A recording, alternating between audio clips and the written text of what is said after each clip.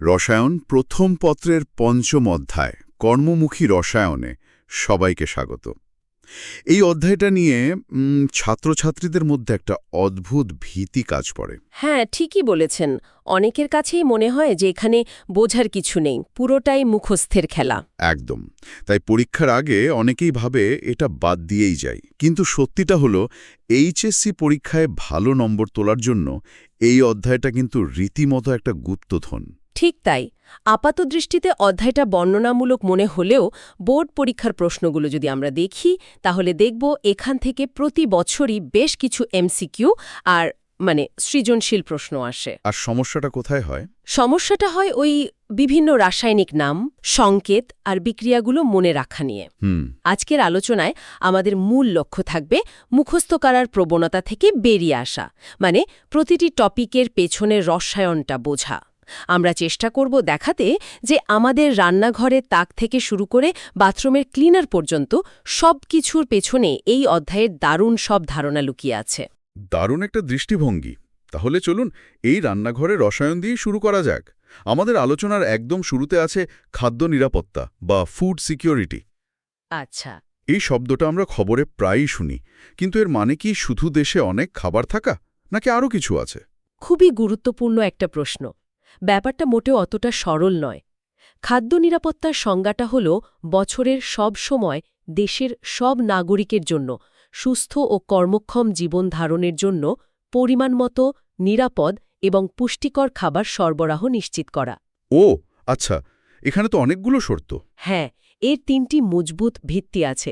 প্রথমটা হল খাদ্যের পর্যাপ্ততা বা ফুড অ্যাভেলেবিলিটি, দেশে যথেষ্ট পরিমাণ খাদ্য উৎপাদন বা যোগান থাকতে হবে। তার মানে একটা দেশে যদি প্রচুর খাবার উৎপাদনও হয়, কিন্তু সাধারণ মানুষের সেটা কেনার ক্ষমতাই না থাকে, তাহলেও তো হলো না। অর্থনৈতিক দিকটা এখানে কতটা জরুরি? একদম ঠিক জায়গায় ধরেছেন। এটাই দ্বিতীয় ভিত্তি, খাদ্য গ্রহণের সামর্থ্য বা ফুড অ্যাক্সেস। খাবার কেনার মতো অর্থনৈতিক এবং শারীরিক সামর্থ্যও থাকতে হবে। তৃতীয়টা? আর তৃতীয় ভিত্তিটা হল খাদ্যের সঠিক ব্যবহার বা ফুড ইউজ। ধরুন খাবার আছে, কেনার সামর্থ্য আছে, কিন্তু একজন মানুষ জানেই না কোন খাবারে কি পুষ্টিগুণ আছে বা কিভাবে স্বাস্থ্যসম্মতভাবে রান্না করতে হয়। তাহলেও উদ্দেশ্য পূরণ হলো না। ঠিক, তাহলেও কিন্তু খাদ্য নিরাপত্তার উদ্দেশ্য পূরণ হল না। এই ৩টি ভিত্তি একসাথে পূরণ হলেই কেবল একটি দেশকে খাদ্য নিরাপদ বলা যায়। ব্যাপারটা পরিষ্কার হলো। আর এই পুরো ব্যবস্থার দুটো বড় অংশের রসায়নের বিশাল ভূমিকা আছে। ১. উৎপাদন বাড়ানো, আর ২. উৎপাদিত ফসলকে ঠিকঠাক সংরক্ষণ করা। নিঃসন্দেহে উৎপাদন বাড়ানোর কথায় যদি আসি, প্রথমেই বলতে হয় রাসায়নিক সারের কথা। গাছের বেড়ে ওঠার জন্য নাইট্রোজেন হল সবচেয়ে জরুরি উপাদান, অনেকটা আমাদের জন্য প্রোটিনের মতো। আচ্ছা। ইউরিয়া বা অ্যামোনিয়াম নাইট্রেট সারে প্রচুর নাইট্রোজেন থাকে, যা সরাসরি গাছের সবুজ ক্লোরোফিল তৈরিতে কাজে লাগে। তাই দেখবেন ইউরিয়া দিলে ফসল এত দ্রুত সবুজ আর সতেজ হয়ে ওঠে। একইভাবে গাছের শিকড় গঠন আর ফুল ফল ধরাতে সাহায্য করে ফসফরাসযুক্ত সার, যেমন ধরুন টিএসপি। আর রোগ প্রতিরোধ ক্ষমতা বাড়াতে লাগে পটাশিয়ামযুক্ত সার, যেমন মিউরেট অফ পটাশ। কিন্তু একটা প্রশ্ন মাথায় আসছে, এত রাসায়নিক সার ব্যবহার করা কি মাটি বা পরিবেশের জন্য ভালো? এটা একটা অত্যন্ত যৌক্তিক উদ্বেগ। আর আধুনিক কৃষি রসায়নের অন্যতম বড় চ্যালেঞ্জও এটাই। অতিরিক্ত সার ব্যবহারে মাটির উর্বরতা নষ্ট হতে পারে এবং বৃষ্টির পানিতে ধুয়ে জলাশয়ে গেলে তা পানি দূষণও ঘটায়। তাহলে উপায়? তাই এখন বিজ্ঞানীরা চেষ্টা করছেন কিভাবে পরিমিত পরিমাণে এবং সবচেয়ে কার্যকরভাবে সার ব্যবহার করা যায়। এই বিষয়টাকে বলা হয় সাস্টেইনেবল অ্যাগ্রিকালচার, তবে খাদ্য নিরাপত্তা নিশ্চিত করতে এর অবদানও অনস্বীকার্য। আচ্ছা, এবার সংরক্ষণের দিকে আসা যাক। আমার দাদিকে দেখতাম বিশাল বয়ামে লবণ আর তেল দিয়ে আমের আচার বানিয়ে রাখতেন। বছর পার হয়ে যেত, কিছুই হতো না। অসাধারণ একটা উদাহরণ। তার মানে তিনি না জেনেই রসায়নের কোনো নীতি ব্যবহার করছিলেন। খাবার আসলে নষ্ট হয় কেন? আপনার দাদির উদাহরণটা একদম পারফেক্ট। উনি বিলকুল রসায়নের নীতিই ব্যবহার করছিলেন। খাবার নষ্ট হওয়ার পেছনে মূলত ৩টি শত্রু কাজ করে। ৩টে? হ্যাঁ।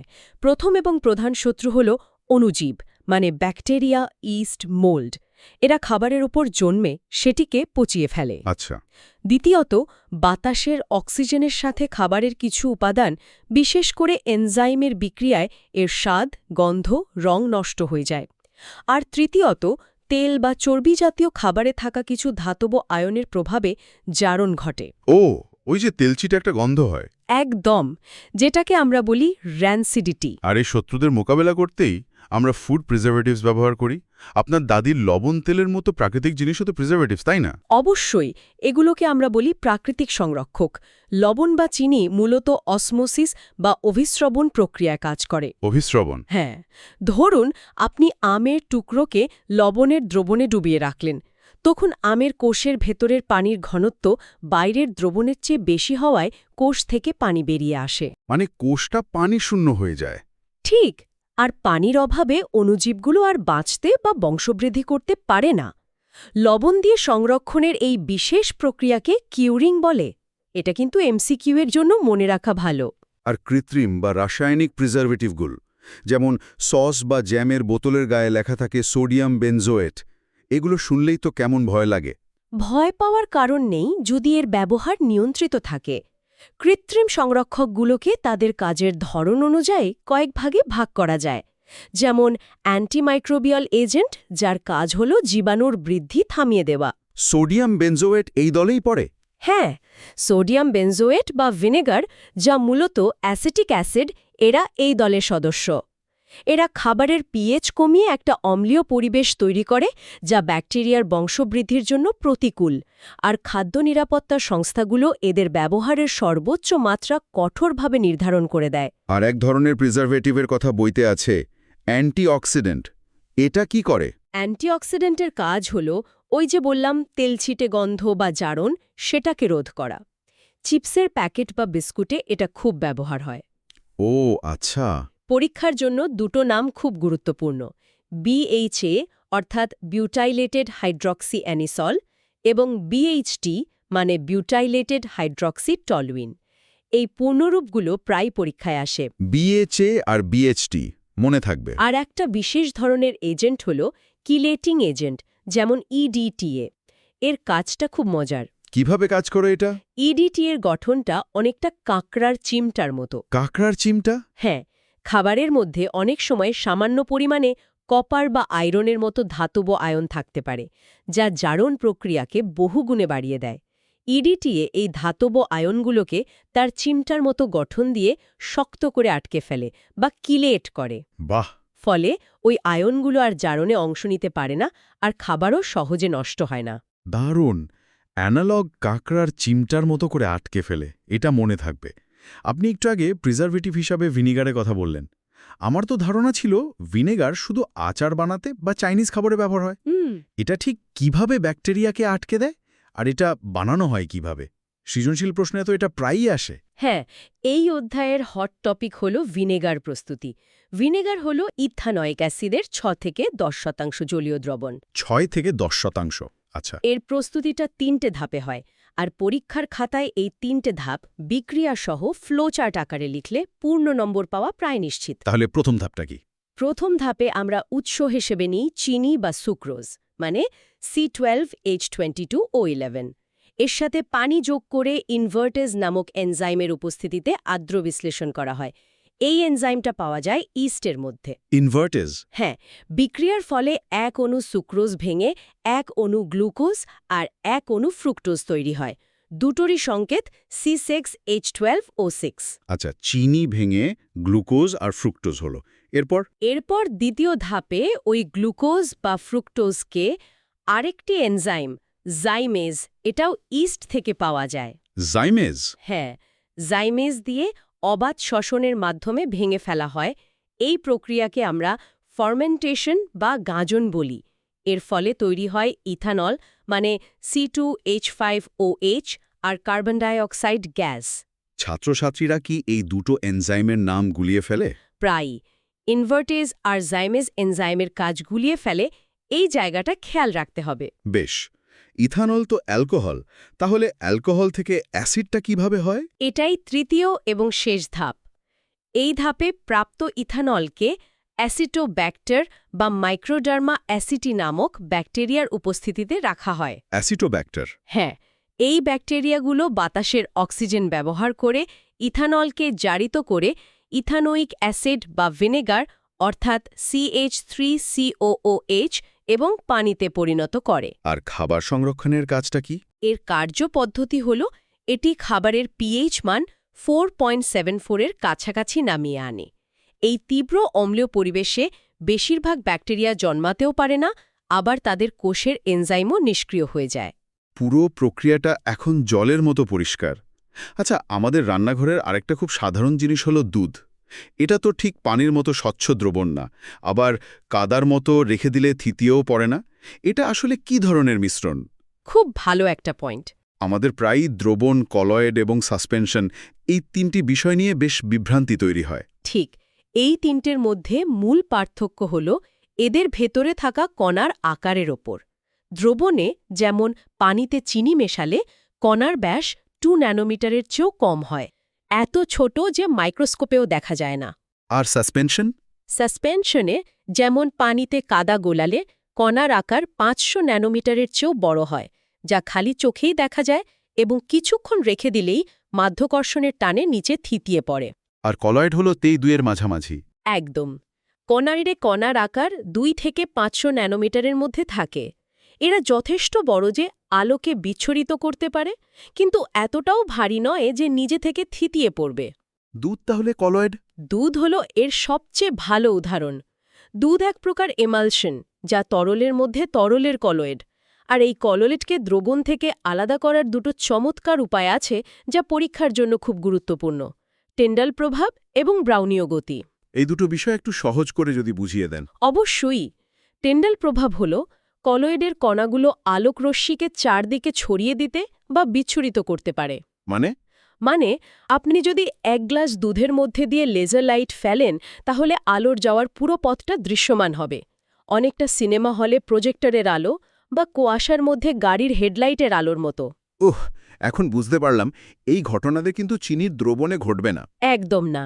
পরীক্ষার খাতায় এই কুয়াশার উদাহরণটা দিলে বা একটা চিত্র এঁকে দিলে খুব ভালো হয়। আর ব্রাউনীয় গতি? ব্রাউনীয় গতি হল কলয়েডের কণাগুলোর বিশৃঙ্খল বা এলোমেলো ছোটাছুটি। দুধের ভেতরে থাকা চর্বির কণাগুলো আসলে এক জায়গায় স্থির থাকে না। তাহলে চারপাশ থেকে পানির অণুগুলো তাদের অনবরত ধাক্কা দিতে থাকে, ফলে তারা সব সময় একটা এলোমেলো গতিতে কাঁপতে থাকে বা ছোটাছুটি করে।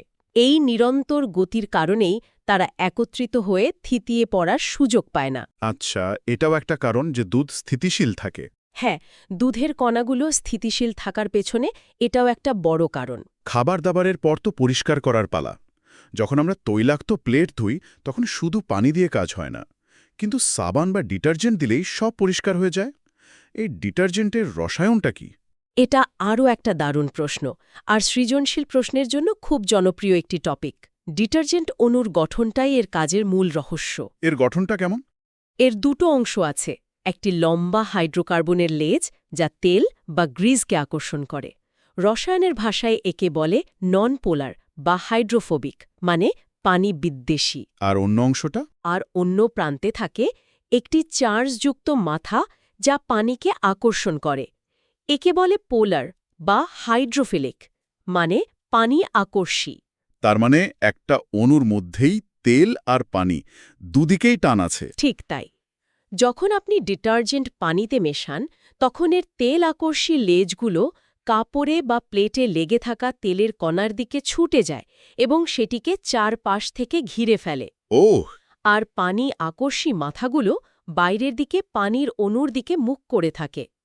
তেলের ময়লার চারপাশে ডিটারজেন্ট অণুর তৈরি এই গোলাকার দুর্গটাকে বলা হয় মাইসেল। বাহ, গোলাকার দুর্গ, দারুণ অ্যানালগ। এরপর কি হয়? এরপর যখন আপনি পানি দিয়ে ধুয়ে ফেলেন, তখন পানির স্রোত ওই দুর্গের বাইরের দেয়াল অর্থাৎ পানি আকর্ষী মাথাগুলোকে প্রবলভাবে আকর্ষণ করে। সেই টানে পুরো দুর্গটাই তার ভেতরে বন্দি থাকা তেলের কণার সহ কাপড় বা প্লেটের পৃষ্ঠ থেকে উঠে পানির সাথে ভেসে চলে যায়। অসাধারণ। এভাবেই তেল জাতীয় ময়লা পরিষ্কার হয়। হ্যাঁ, যা শুধু পানি একা কখনোই করতে পারত না। অসাধারণ। পুরো অধ্যায়টা নিয়ে দারুণ একটা ধারণা তৈরি হলো।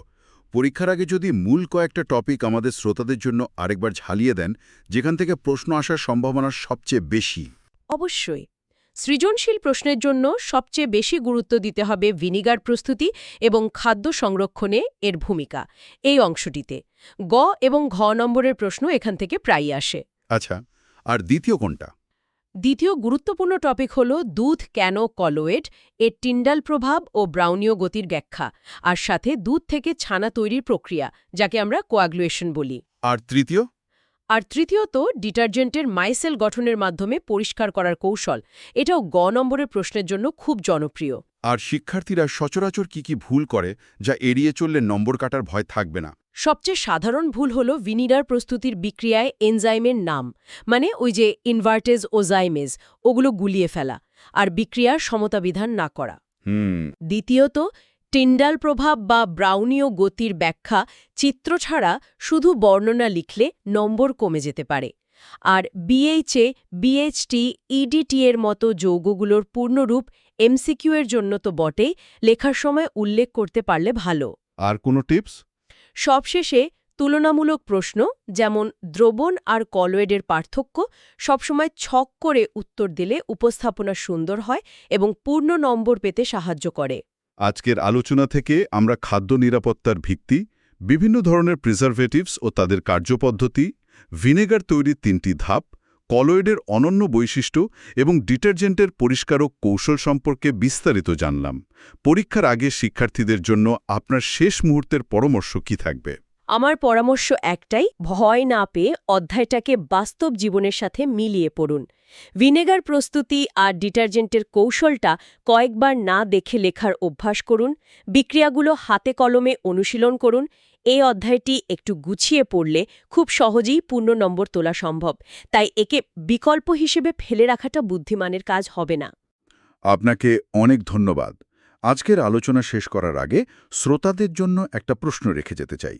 নিশ্চয়ই। আমরা খাবার সংরক্ষণে রাসায়নিক পদার্থ যোগ করার কথা বললাম, কিন্তু বর্তমানে এমন অনেক আধুনিক ভৌত প্রযুক্তি আছে, যেমন ভ্যাকুয়াম সিলিং, যেখানে বাতাস বের করে খাবার প্যাক করা হয়, বা হাই প্রেশার প্রসেসিং, যেখানে অঞ্চেসার চাপ প্রয়োগ করে অণুজীব মেরে ফেলা হয়।